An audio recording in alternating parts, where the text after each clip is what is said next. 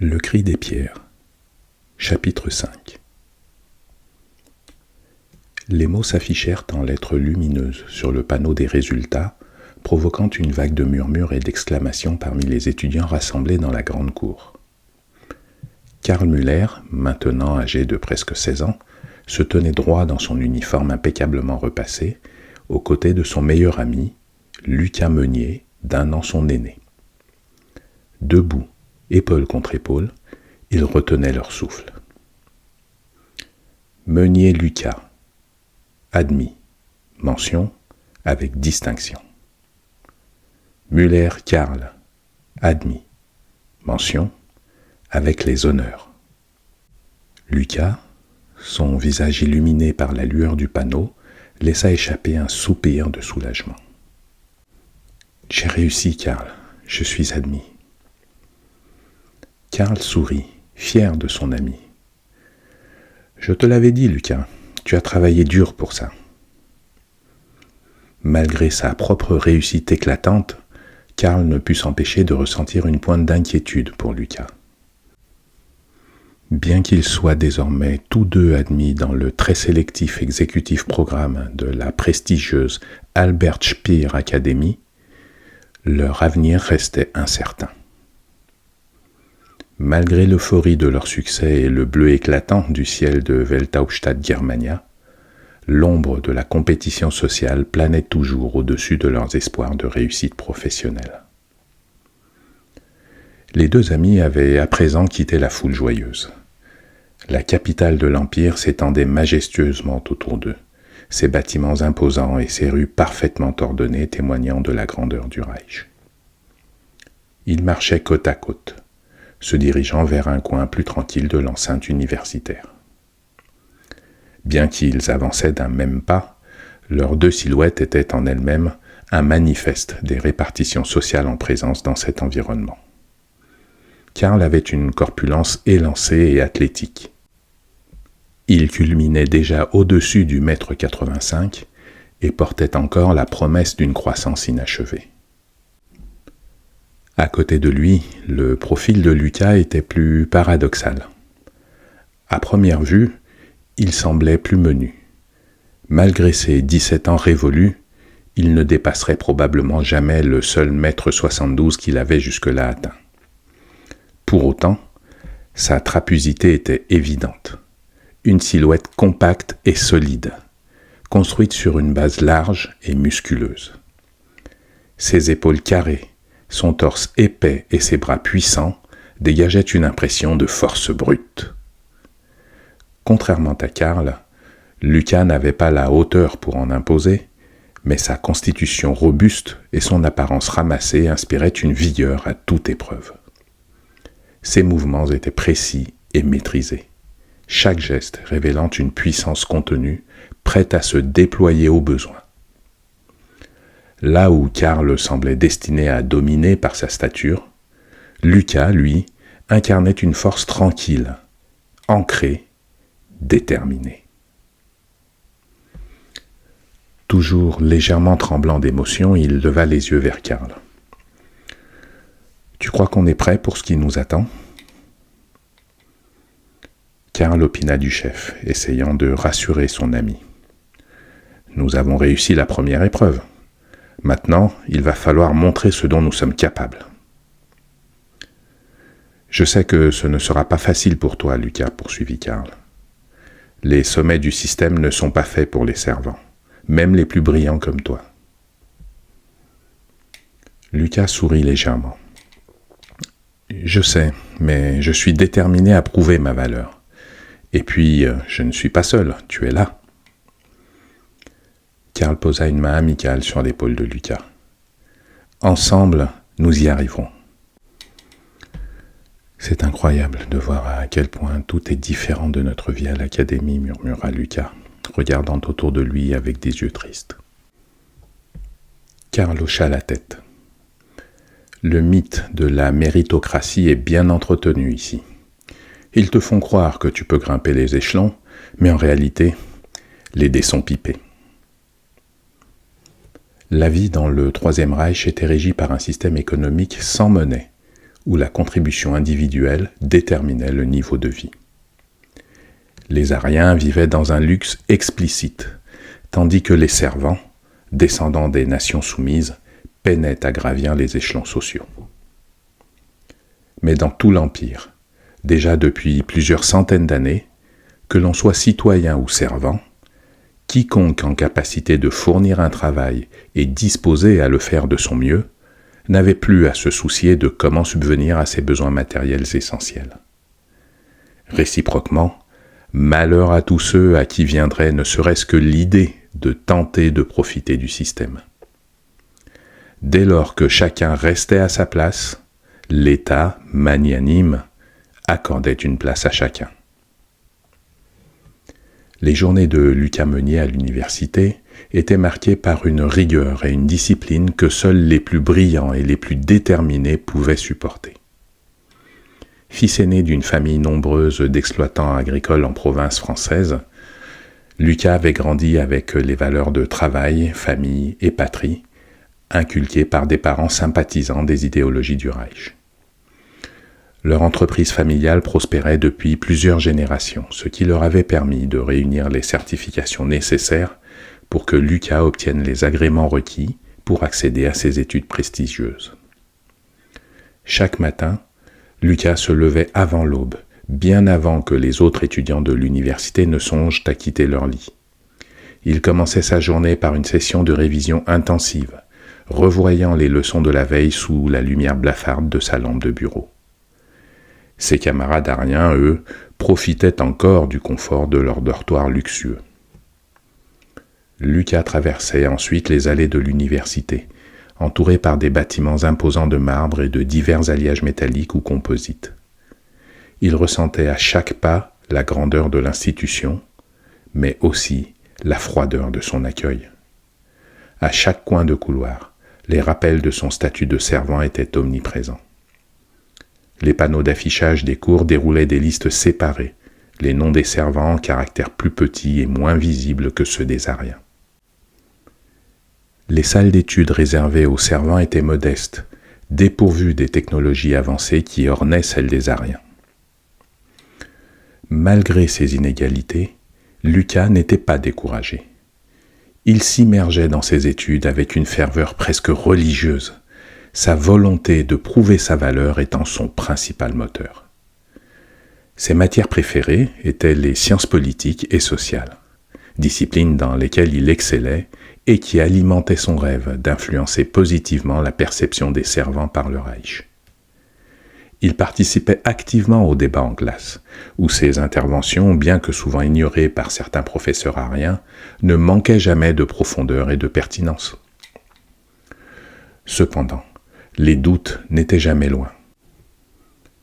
Chaque échec mineur, chaque regard condescendant, chaque commentaire désobligeant des étudiants aryens renforçait ses questionnements sur la justice du système.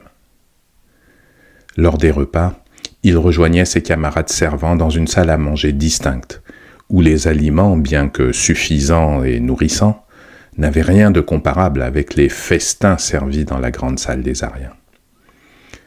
Ces moments lui rappelaient sans cesse la ligne infranchissable qui séparait sa catégorie sociale de celle des citoyens aryens. Le soir, épuisé mais déterminé, Lucas retournait dans son modeste dortoir, son esprit constamment occupé par les espoirs de ses parents et ses propres aspirations. Ses parents, bien que servants, nourrissaient l'espoir qu'il hérite de la citoyenneté aryenne grâce à ses grandes capacités intellectuelles. Lucas, idéaliste, rêvait surtout de pouvoir exercer une influence positive sur la perception de sa catégorie sociale par le Reich. Ce double fardeau de devoir familial et d'ambition personnelle le poussait à se surpasser jour après jour. Les nuits de Lucas étaient courtes et souvent colonisées par des rêves de justice et d'égalité, vision d'un monde où son mérite serait enfin reconnu.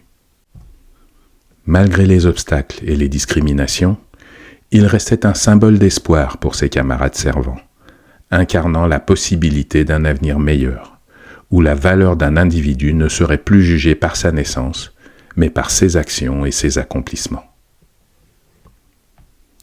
C'est dans cette atmosphère que Lucas Meunier poursuivait son chemin, déterminé à prouver que même des servants pouvaient briller aussi fort que les étoiles du Reich. Quant à elle, les journées universitaires de Karl Müller étaient marquées par un mélange d'opportunités et de privilèges, contrastant fortement avec celle de son ami Lucas. Fils d'une famille aryenne modèle, Karl avait grandi entouré de confort. À peine quelques minutes avant le salut rituel solaire, Karl se levait sans hâte, profitant des dernières pâleurs précédant l'aurore qui commençait à filtrer à travers les rideaux épais de sa chambre spacieuse. Contrairement à Lucas, il n'avait pas besoin de se presser. Son emploi du temps était soigneusement organisé, laissant place à des moments de détente et de loisirs en plus de ses études.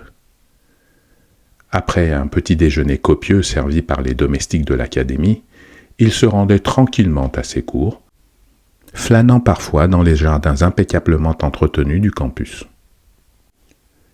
Les bâtiments imposants de l'université semblaient accueillir Karl avec chaleur.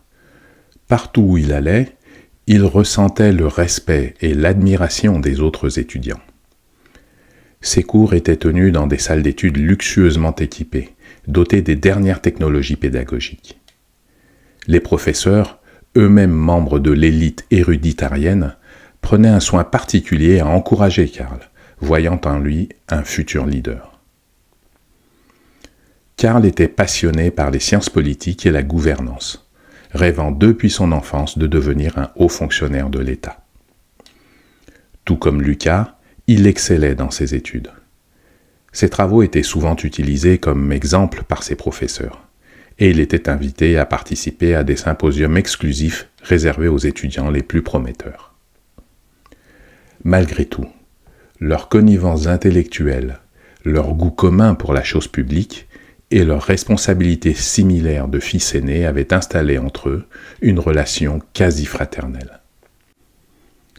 Si parfois il arrivait que Karl peine à discerner les raisons de certains états d'âme mélancoliques de Lucas, il finissait toujours par se rejoindre spirituellement dans l'ambition de devenir des hommes sur qui non seulement on pouvait compter, mais également des membres avec lesquels l'État devra compter.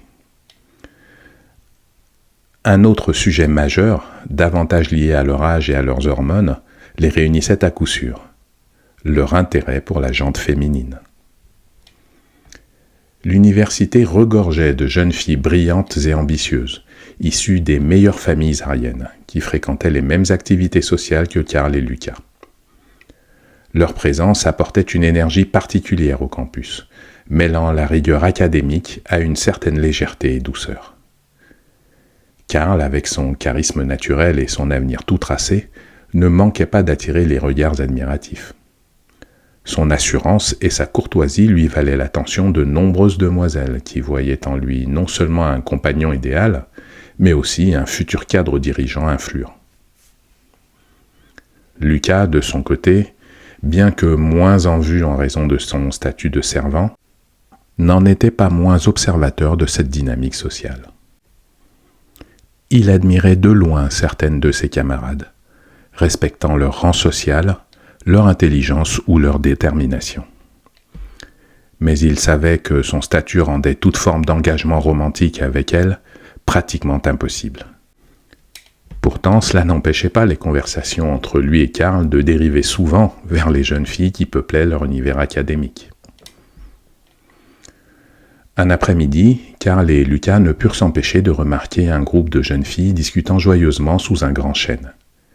Parmi elles, Clara von Hohenberg, une des étudiantes les plus remarquables de leur promotion, attirait particulièrement l'attention de Karl.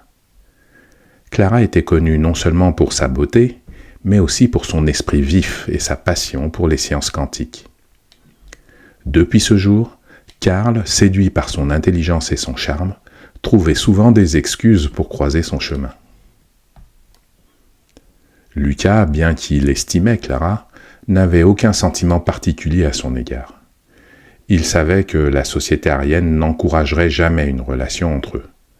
Cependant, il y avait une autre jeune fille, Katharina Ferner, qui fréquentait les mêmes cours de sciences que Clara et avec laquelle il semblait partager une compréhension mutuelle et discrète.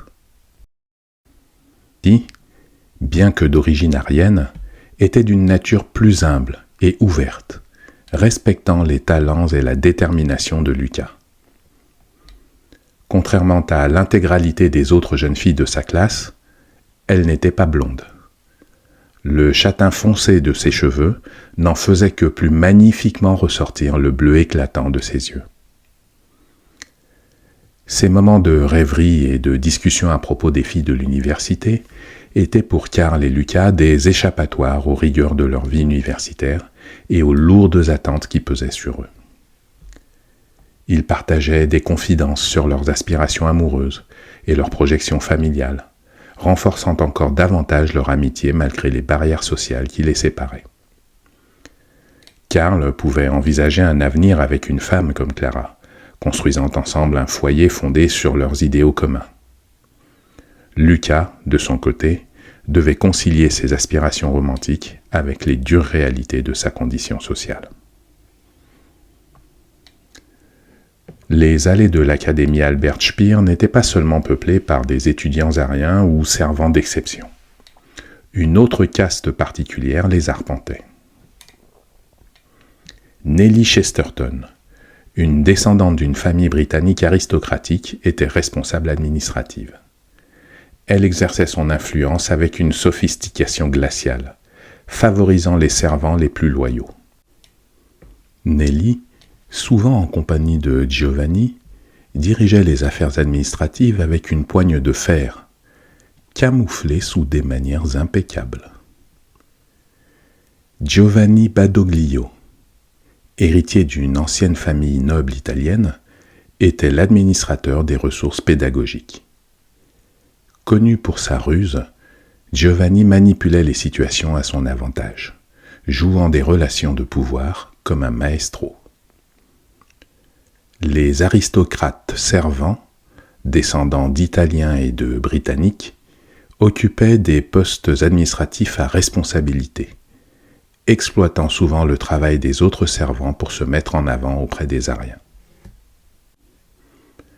Alors qu'il inspectait les nouvelles fournitures éducatives, Giovanni aperçut Lucas en train d'étudier dans la bibliothèque. « Lucas, viens ici un instant », dit Giovanni avec une voix douce mais impérieuse. Lucas s'approcha, légèrement méfiant. « Oui, monsieur Badoglio ?» Giovanni sourit froidement. « J'ai entendu dire que tu es particulièrement doué en sciences historiques. J'ai besoin de quelqu'un pour préparer un rapport détaillé sur l'évolution des systèmes médicaux depuis le début du dernier millénaire. » Lucas, bien qu'occupé par ses propres études, ne pouvait refuser une telle demande. « Bien sûr, monsieur Badoglio, je m'y mettrai dès que possible. » Giovanni tapota l'épaule de Lucas avant de s'éloigner. « Excellent, je savais que je pouvais compter sur toi. Planifie un rendez-vous avec moi avant la fin de ce mois pour me présenter tes travaux. » Alors qu'il venait de quitter la bibliothèque, Benito Badoglio, entouré de ses 4 comparses également étudiants, s'interposèrent sur son chemin. Le fils de l'administrateur nourrissait une jalousie profonde envers Lucas. Significativement moins talentueux, Benito voyait en Lucas une menace. « Alors, Meunier, tu te prends pour un intellectuel ?» cracha Benito, ses yeux lançant des éclairs de mépris. Lucas, restant calme, répondit « Je fais juste de mon mieux, Benito. » Benito, suivi de ses acolytes, avança d'un pas menaçant. « Ton mieux ne suffira pas. Tu n'es qu'un paysan franzac. Tu n'as pas ta place ici. » Lucas se redressa déterminé. « Je suis ici pour apprendre, comme tout le monde. » Benito ricana, se rapprochant de Lucas. « Apprendre ? Tu es ici pour nous servir. » Lucas ne baissa pas les yeux. Son regard restait fixé sur celui de Benito. Déstabilisé par l'aplomb de son rival, Benito grogna de frustration et s'éloigna finalement, suivi de ses acolytes. Dans le couloir qui débouchait sur la salle de bibliothèque, l'agent d'entretien qui faisait reluire les bustes en bronze des illustres lauréats des prix d'excellence de l'école n'avait rien manqué de toute la scène. Il ne put réprimer un frisson d'inquiétude à l'approche de la bande. « Dégage de là, vermine !» lui asséna Benito en même temps que la brutale claque dans le dos qu'il avait rêvé d'infliger à Lucas. Surpris par la violence du coup, le pauvre Kidam vacilla avant de trébucher lourdement sur le socle de la sculpture qu'il venait de faire briller. Les compagnons de Benito se mirent à rire aux éclats devant la déconvenue du pauvre homme. « Arrêtez ça !» cria Lucas en accourant pour s'interposer au secours de leur victime. Benito se retourna, surpris et furieux. « Meunier, tu ferais mieux de t'occuper de tes affaires !» Lucas se tint droit, en rempart devant l'employé, le regard fixé sur Benito. « C'est précisément ce que je fais. Personne ne mérite d'être traité ainsi. » La tension monta, mais avant que les choses ne dégénèrent, Karl arriva en courant. « Qu'est-ce qui se passe ici ?» Benito recula légèrement, son arrogance tempérée par la présence de Karl. « Rien, Muller. Juste une petite discussion entre servants. » Karl posa une main ferme contre l'épaule de Benito. « Nous n'avons pas besoin de ce genre de discussion ici. » Benito maugréa et fit signe à ses acolytes de le suivre. « C'est pas fini, meunier. » Lucas, qui s'était déjà affairé à aider l'individu à terre à se relever, se tourna vers Karl. « Merci. » Karl sourit. « Nous devons rester unis. Ensemble, nous sommes plus forts. » Il était déjà très tard dans la soirée. Le bureau de l'administrateur Giovanni Badoglio était plongé dans la pénombre, uniquement éclairé par la lueur des lampadaires de la rue filtrant à travers les vitres de sa fenêtre. Giovanni était posé sur un coin de table, son visage habituellement dur, adouci par l'attente. Nelly entra, silencieusement, rabattant la porte derrière elle. « Tu m'as manqué, mon Johnny » murmura-t-elle s'avançant vers lui. Giovanni sourit, tendant les bras pour l'accueillir. « Toi aussi, Nelly, mais nous devons être prudents. Si quelqu'un découvre notre relation, cela pourrait détruire tout ce que nous avons construit. » Nelly hocha la tête. « Je sais, darling, notre bonheur n'est qu'ici et maintenant. » Giovanni gloussa doucement. « Une utopie, ma chère. Nous vivons dans un monde de règles strictes et de préjugés. Mais cela n'empêche pas de profiter des moments que nous avons. » Nelly se blottit contre lui, cherchant un réconfort dans ses bras. « Parle-moi de quelque chose de léger. » Giovanni réfléchit un instant avant de sourire. « Tu sais, aujourd'hui, j'ai vu Lucas Meunier se faire humilier par Benito. Le pauvre garçon n'a pas eu de chance. Benito peut être si cruel. » Nelly leva les yeux amusée. « Oui, j'ai entendu parler de cet incident, avec le buste souillé par le sang d'un agent de service. Ton rejeton est toujours en train de créer des problèmes. Il a besoin de recevoir une leçon de diplomatie. » Giovanni haussa les épaules. « Peut-être, mais c'est bien la preuve que, même parmi les servants, il y a des classes et des pouvoirs à contrôler. » Nelly sourit, caressant le visage de Giovanni. « Tu as toujours su comment manipuler les gens et les situations à ton avantage. C'est ce que j'aime chez toi. » Giovanni rit de nouveau, cette fois plus fort. « Oui, et c'est ce qui nous maintient en haut du panier. Mais nous devons rester vigilants. Benito est de plus en plus difficile à gérer. » Nelly fit un mouvement affirmatif de la tête, son expression se durcissant. « Nous trouverons une solution. Mais pour l'instant, nous devons profiter de ce moment. » Leur étreinte se fit plus tendre encore, et un langoureux baiser scella la communion de leurs sentiments l'un pour l'autre. Toute la matinée, Benito n'avait cessé de ruminer. Les événements de la veille tambourinaient en ordre dispersé dans ses pensées. Son esprit était tellement préoccupé qu'il était incapable, en cette fin de matinée, de citer le moindre enseignement des 3 cours auxquels il venait d'assister. Le soir précédent, il avait erré longuement dans les couloirs de l'académie, cherchant un moyen de se venger de l'affront que lui avait opposé Lucas Meunier. Mais à présent, il était encore plus accaparé par ce qui avait suivi. Malgré son amour-propre surdimensionné, son désarroi l'avait convaincu d'aller se confier à son père.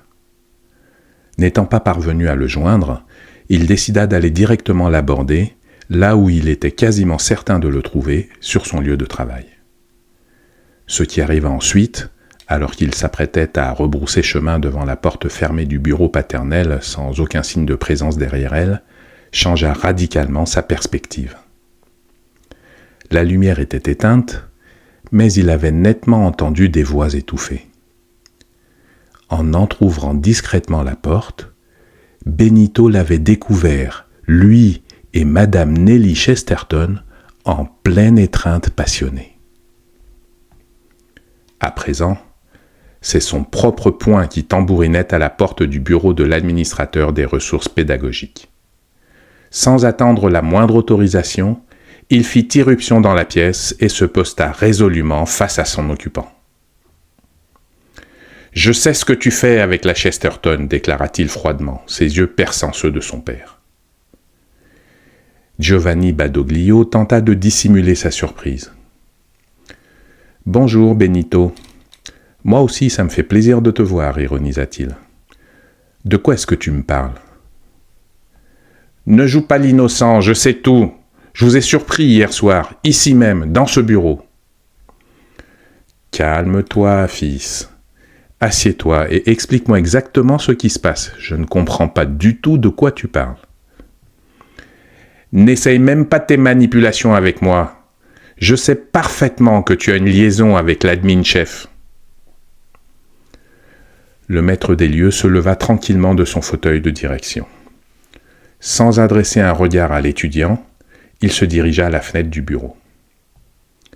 Sans se retourner pour faire face à ce visiteur intrusif, il croisa les bras, prit une grande inspiration et sans cesser de regarder par la fenêtre, il demanda « Qu'est-ce que tu attends de moi ?»« Je veux que Lucas soit écarté. Utilise tes ressources et l'influence de ta maîtresse pour qu'il ne puisse plus me faire de l'ombre, répliqua Benito, impitoyable. Giovanni, pris au piège, savait qu'il devrait céder.